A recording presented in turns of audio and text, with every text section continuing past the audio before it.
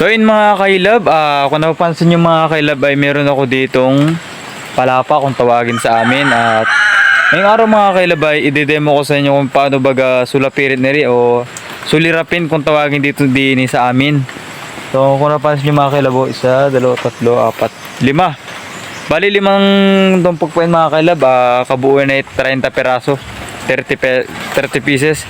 At yan ay abubong do sa amin dapat gawa ng nagatag-ulanin na ay nahirap mag sampay at like nababasa ay abubongan yun para pagsampayin at gawing kumpayan. So ngayon mga kailab ay umpisahan ko na ito, pakita ko sa inyo kung paano ito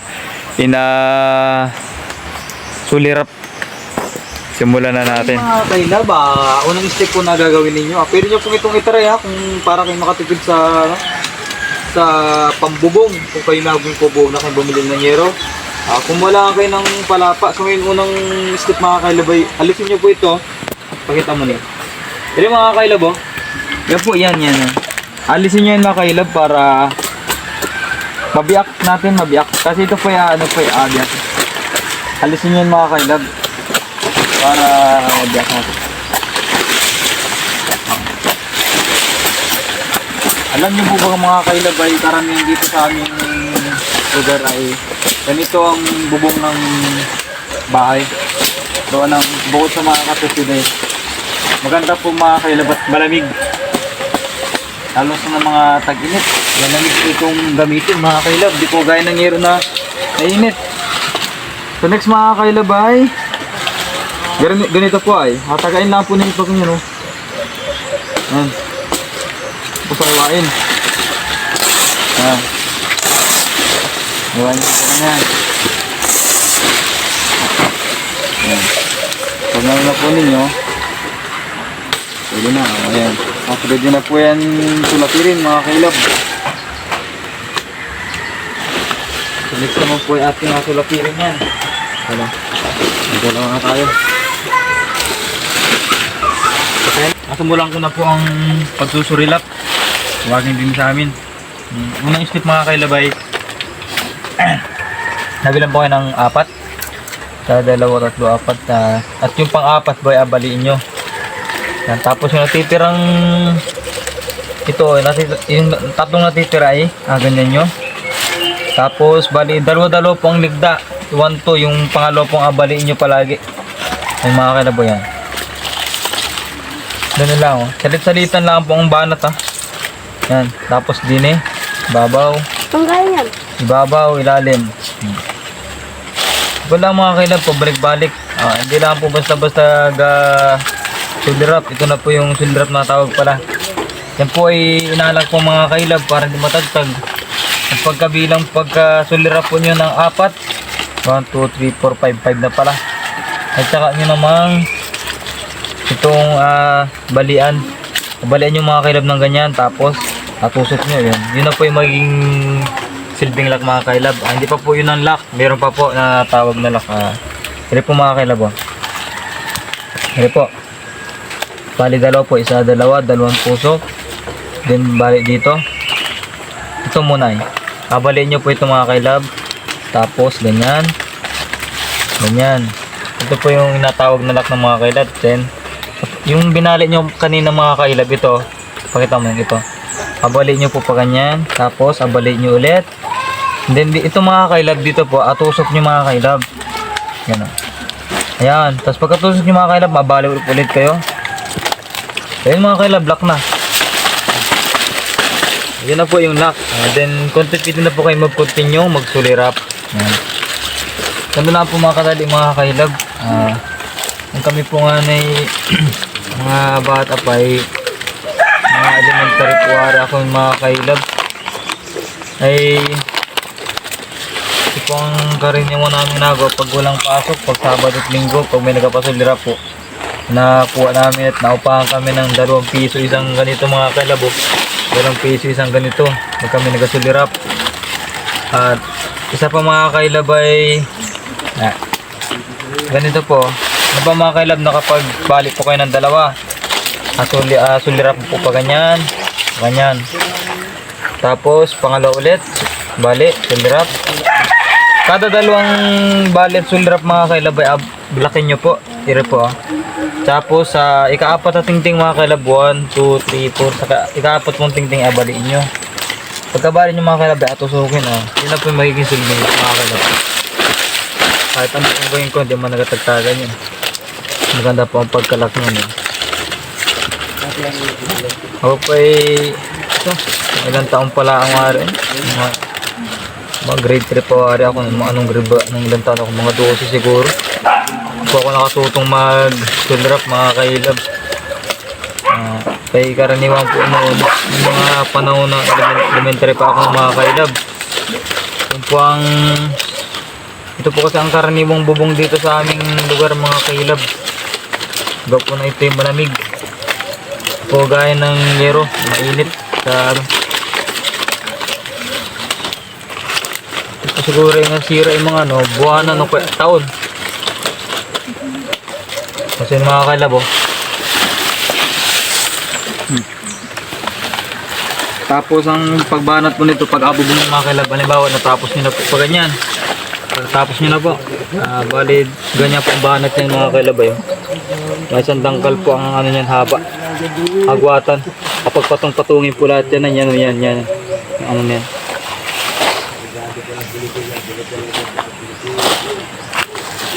Tika na malang. Yun mga kailab, meron na po yung aking nayari ay hindi pa po tapos at kasama ko mga kailab yung aking dalawang kapatid. Dire po, yan.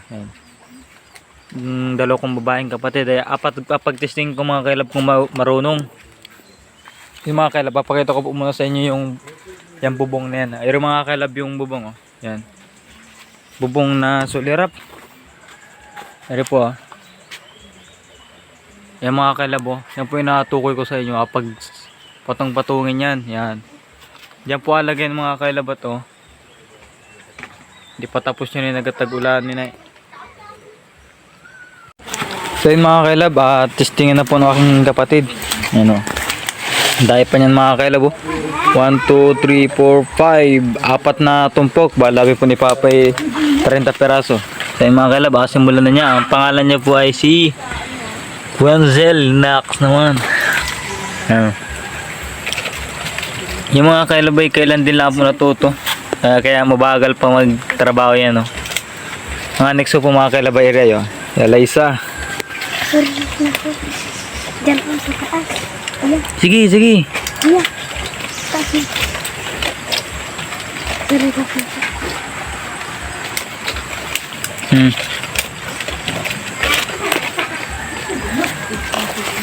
Mga kailab, bumaalam na yan.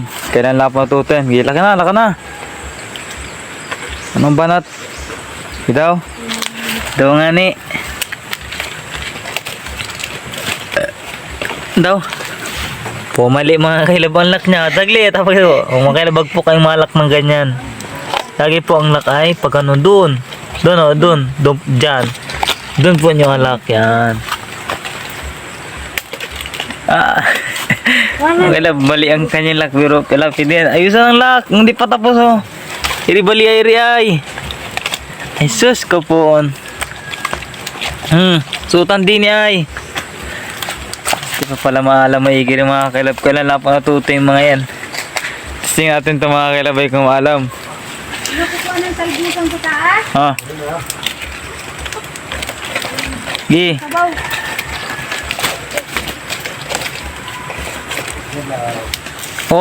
Baliin na agad. Wala ka pang bali dyan. Magkakalasan yan. Kada dalawang ganyan ay bali. Yan, bali. Mga kailab. Kada dalawa. Kahit di mo na may isagad yung dulo noon. Kahit apat lang ganyan Bali. Kada dalawa ay bali. Pati ang daw. Walang tusok. Ay sus, nalakapaan talaga. Ano sekwense? Hindi yun. Every 4 Yan. Next naman natin ay. Okay na yan. Tumakalabi rin na po ang aking next ay si Eliza. So yung mga kailabo, nagbiyak po ulit kami ng isang palapa. At gawa ng pademo ko sa aking kapatid. Umalam baga ito. Ayusan mo na yung sa salansanan mo. Ire, banat, tini kumpisa.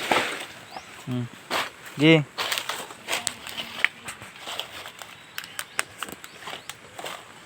Sige, bilang. Si Eliza po yan, si Eliza. Dikit-dik mo, Megi.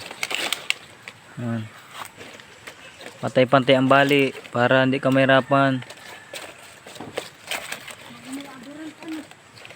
Yun yung mga kailabay, nakadepende naman po sa gasolila, pero iba pa rin po yung mas maalam na ayos yan ang ano. Sige, banat. Gawa ng paraan yan, hindi na huwag kaimig ha. Bahala ka na dyan.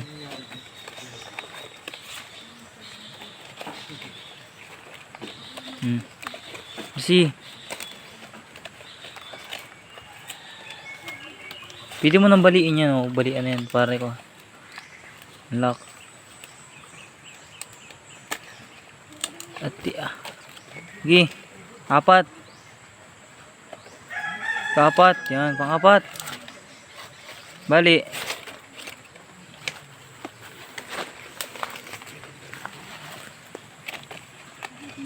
Mga di pa may game, sanay mga kailab at kailan lang po natutoy, no? Pansin nyo mga kailab yung kung gawa sa gawa nila. Tusok muna, diniyay.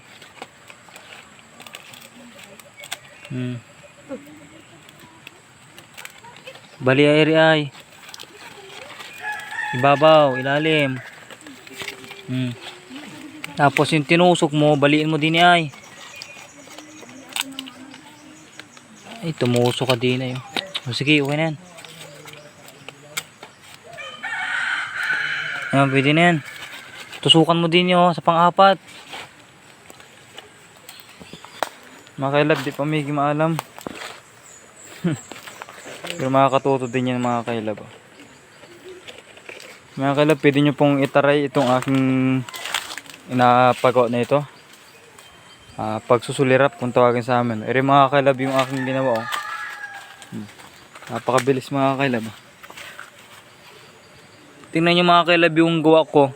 Yung gawa ko po sa gawa nila. Ere po yung gawa nila. Ang laki ng pinagkaiba. So yun mga kailab, nandito na lang po muna. Oh. Ayan. Ito ay banatan ko na nang matapos na ito. At so yun mga kailab, salamat po sa inyong suporta.